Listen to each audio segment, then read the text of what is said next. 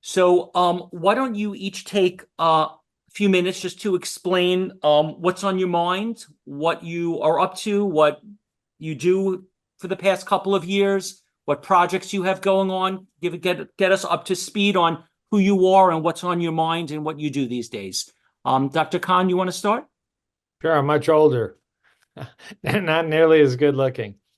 Dr. Batiste and I are friends, and we were just chatting a moment ago before this went on. And the audience may not know, but he has this new book, and he got his first copy today. I guess the public's going to have to wait a few weeks, as I am, to get a copy, but you are going to want to read it. I read a preview of it. I think I wrote a little endorsement of it, and proud to do that because Dr. Batiste is a wonderful guy. I also told Dr. Batiste that I just ordered and got today a book by a preventive cardiologist with the title, Let's Treat Heart Disease Like Cancer. And that's something that I say to patients almost every day in the practice, that, we have this system to screen for breast cancer, colon cancer, prostate cancer, cervical cancer, occasionally lung cancer. But we do not screen people for heart disease. And it has been a soapbox of mine for 25 years. That's that book, Dead Execs Don't Get Bonuses, was just one piece of that. And we've got such good primary care doctors coast to coast, and the rest. But, we do a blood pressure, we do some blood work. We might do an EKG, although EKGs are not really a paid for benefit for a routine physical exam. And we send people on their way, but there's much more cancer screening. And it's a terrible deficit that has to stop. And for now, without doubt, the best test for screening is a low-cost CT scan called a coronary artery calcium CT scan. It does have some drawbacks, but boy, it is better than not doing anything. And I encourage the audience to read about, if you've not had a coronary artery calcium scan, maybe a $100 test, maybe a 1-minute test, same radiation exposure as a mammogram. And there are advances in cardiology beyond that, because that test actually is 1990, so it's over 30 years old, although it has gotten better and better. But for the value, for the availability, you just need a prescription from your primary care doc. The other thing that hasn't really changed in my practice, but the same kind of concept, let's treat heart disease like cancer. I literally tell this to my patients every day. If a person has the unfortunate circumstance, get diagnosed with prostate cancer, breast cancer, colon cancer, they get staged. They get a very careful evaluation. We know if the prostate cancer is 1.2 centimeters by 0.9 centimeters, and with CT, MRI, PET scans, we know if it's spread or not spread. We're much more casual about heart disease. We do a stress test where you don't even see the heart arteries.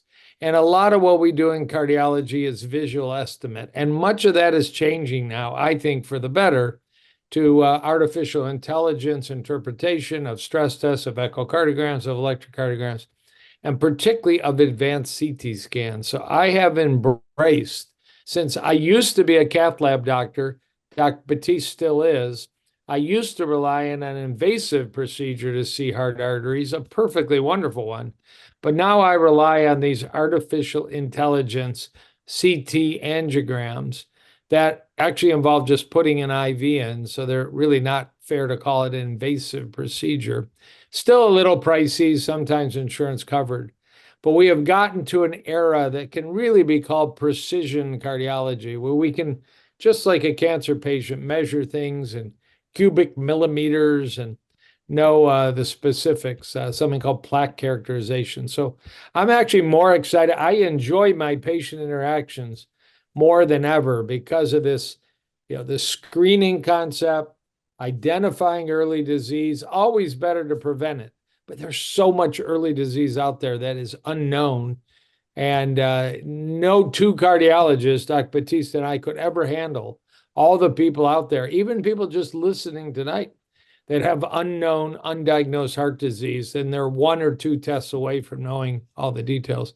And now we have this precision, and we have food as medicine, and we have when appropriate, supplements. So we have stress management and community as medicine.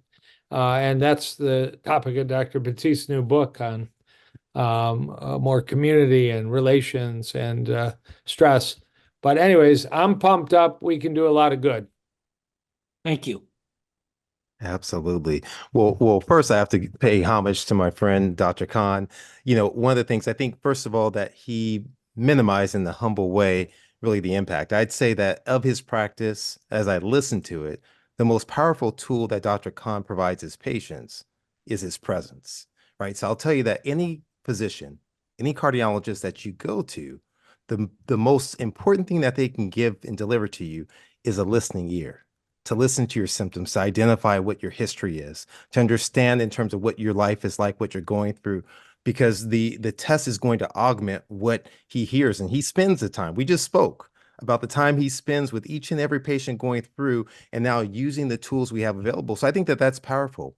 That's what I'm trying to do in my world. So I have the good fortune of having a wonderful practice pattern where I do a portion of clinical work still, because that's important for me to understand what patients are going through, their challenges, right? It's easy for me to tell them what to do, but it's more important for me to listen to some of the barriers and helping them navigate and work through that. I also work on a large system basis of trying to influence the direction of cardiovascular care within my health institution care delivery model, in influencing the role of lifestyle and the role of plant-based nutrition inside of that. I also have the good fortune too, as well, of really overseeing a very targeted approach inside of our cardiac rehab program that spans 13 medical centers, averages about 7,000 patients every single year, and trying to figure out how we can tweak, how we can shore up the delivery of care of every patient every time. I'll tell you that there's hope. And so one of the things that we understand is we understand that the coronary tree, I'll give my description, then we'll jump into it, Steve, is that I see the coronary artery disease much like the forest. We walk up and we say, how's the forest look? It's beautiful. Look at these redwoods. They're all there. And we see it. We're looking at the trees, the leaves, and we're getting all excited over nature and doing our forest bathing.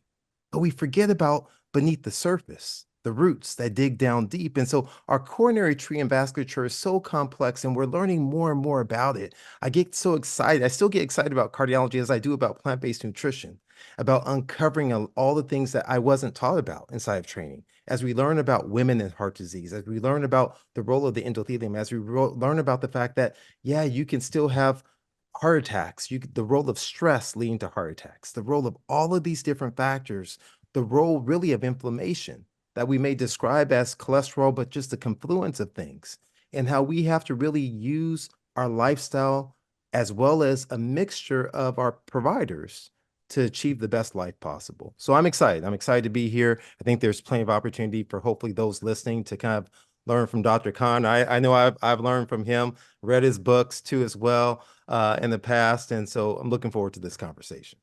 Thank you. So if we had a safe, I would say, what is the exact code to open the safe? And I would want to know with the most specificity, what is the code? So if I'm trying to prevent heart disease, strokes, erectile dysfunction, everything that happens bad from cardiovascular disease, what is, at the end of the day, the most specific formula, code, directions that you could give us? I know this should be the last question, but let's start out first. So what is the actual code? If someone said, I read your books, I'm completely motivated, I'll take the time, the effort, the money, I'll do whatever it takes. What is the prescription on how to avoid cardiovascular disease from all of your knowledge? Both of you could answer that. Go for it, Doc. All right, I'll jump in and we go from there. So just like those old master locks when we were in PE class, have to put them on, you turn it one direction, back the other, and back again. Three combinations. I'm gonna give you three things. How you choose to move your body, feed your body, and rest your body are the keys to it. So what you choose to feed your body is going to start and stop. First thing in terms of my perspective is your dark green leafy vegetables and cruciferous vegetables become extremely important because of the fact of the inorganic nitrates, the dietary nitrates that are there, and the power as along with the fiber content. That's extremely powerful. some small role. I love next to this too as well. My berries for rich in antioxidants that are giving you that there. The beets, that's a mixture between the berries and the dark green leafy vegetables. I'm going to throw in there too as well the allium family. For those of you less familiar with that terminology, that's my onions and my garlic because of their antiplatelet effects and their decrease in inflammation. Those are going to be extremely powerful that I'm adding to that mixture that's there. And I love the idea of adding in my fermented foods because of giving me a little bit of vitamin K2, which in some small studies may be able to decrease some of that atherosclerotic burden and the coronary calcification that Dr. Kahn was alluding to. Movement, I won't go into great depths on that, just moving more than you sit in terms of it, being active and engaging and resting the body, right? And being aware of that sleep is so extremely important. The time that we sleep, avoidance of sleep apnea, if you can protect yourself against that too as well. That's a combination, I believe. Thank you. And I'll take another approach just to give the audience a different answer, because that was a beautiful answer and don't want to be duplicative. I would go a little more technical answer. I would turn the safe wheel to all the way to the right, and I would say get advanced blood labs. Okay, because I believe eating and exercising and resting the body and managing stress, managing your lifestyle is some very large portion of the pie for health. But as I've delved into more and more advanced testing, genetics are a big factor. And you can look good outside and have a pretty good lifestyle. And I see people all the time that have unexplained atherosclerosis, and it blows them away. So turn the dial to the right. Know your C-reactive protein, know your hemoglobin A1C, know my favorite cholesterol particle, your lipoprotein little a, know your standard numbers your primary care doc is going to give you, know your vitamin levels, vitamin D, but I sure urge you to learn how to get a omega-3 blood level. It's the number one nutritional deficiency in my practice by far. Vegans, meat eaters, very few people hit the target, and for brain health, cardiovascular health. So get advanced labs. I'm going to go the other way. About 40, 50 years ago, a prominent vascular specialist in Europe, Ernest Schneider, said, if you want to predict the presence of atherosclerosis, look at arteries. And he was talking about doing a carotid ultrasound. People go to Lifeline screening. Quality isn't great, but some people pick up atherosclerosis. Other people can find slightly more advanced and sometimes appropriately insurance covered and include that heart calcium CT imaging. And there is, even more advanced. And more, I'm turning it down one more time. And it's possible now at very low cost. This is one of the most amazing advances in the last 20 years to do some cardiovascular genetic screening. There actually are panels now to screen for your risk and potential response to high blood pressure therapy. There are slightly different panels. It's a cheek swab to screen for your risk and presence of what's called polygenic cholesterol disorders. Why am I plant-based and my cholesterol is still 240? You can test for that. And I also like to see, again, I know this is a little bit still elite and maybe not ready for everybody prime time, but we're not talking about spending thousands of dollars. We're talking about spending, $199. We're getting down to costs that are really amazing. You might want to know some factors like a gene called ApoE, what mom and dad gave you, and a few others. So I turn the dial in the technical world and add it to the lifestyle that Dr. Batiste just described. And then you can really, really, identify the course and the prognosis that a patient faces. Thank you. Dr. Batiste, in the book Selfish, you mentioned the importance of gratitude in heart health. Can you elaborate on how gratitude impacts cardiovascular wellness? Yeah, I think simply, probably the easiest common thread is going to be through stress.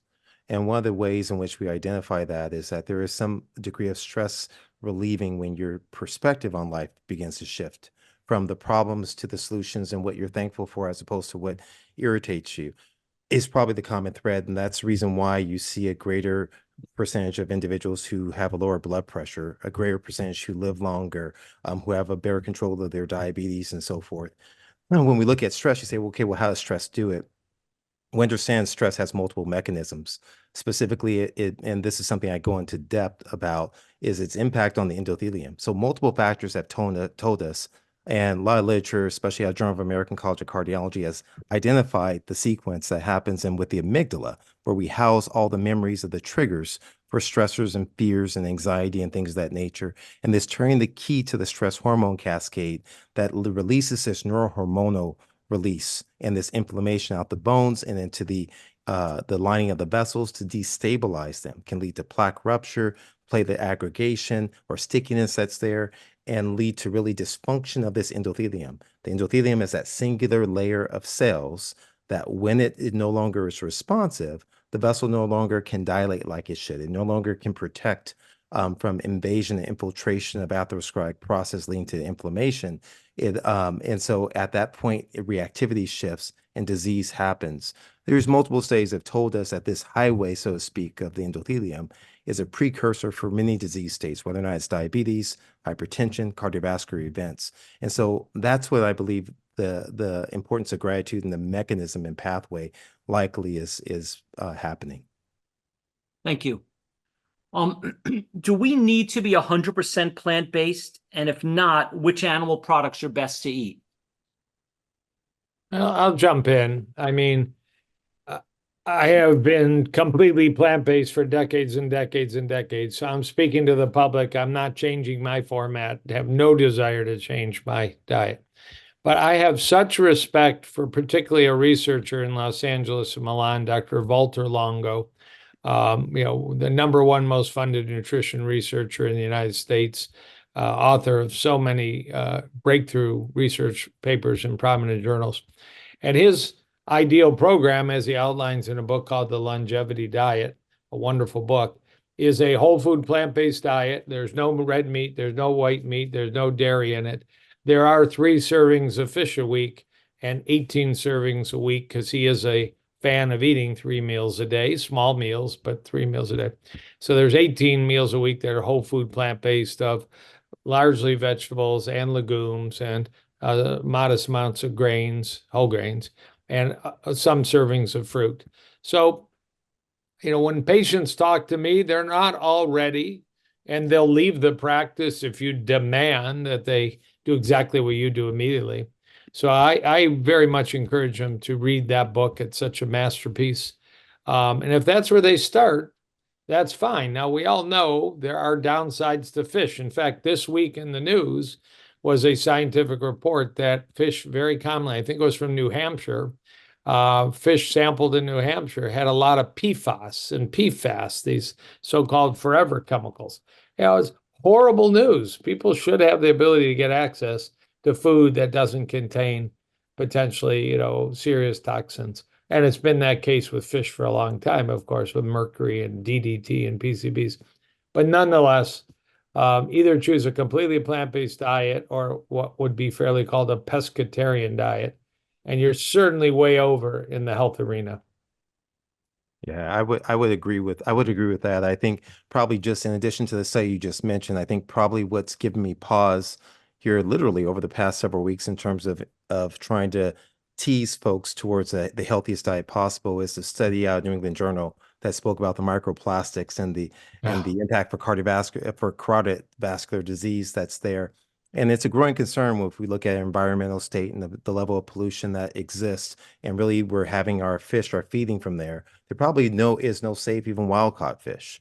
So when we look at the confluence of things, what I've told patients is I can't, even though there's a lot of historical epidemiologic studies that like the Adventist Health and many others that pretend the benefits of pescatarian, I can't necessarily fully say that, but it is better than the red meat. There's no doubt. It's going to be better than the red meat and even the white meat, so to speak, as it relates to that.